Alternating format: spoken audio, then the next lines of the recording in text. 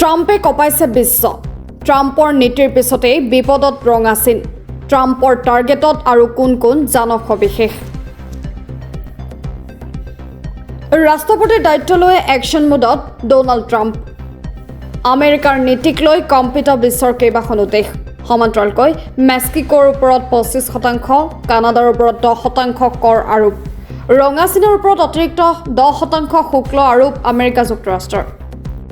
তিনি ৰাষ্ট্ৰৰ বিৰুদ্ধে হঠাৎ কঠোৰ মহাশক্তিধৰ আমেৰিকা ৰঙা চিনৰ ওপৰত অতিৰিক্ত 10%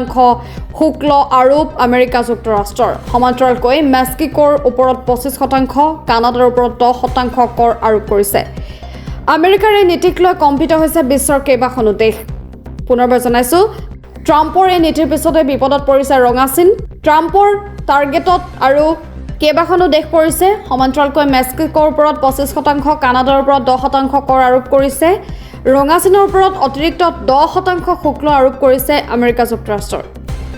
তিনি ৰাষ্ট্ৰৰ বিৰুদ্ধে হঠাৎ কঠোৰ মহাশক্তিধৰ হৈ পৰিছে আমেৰিকা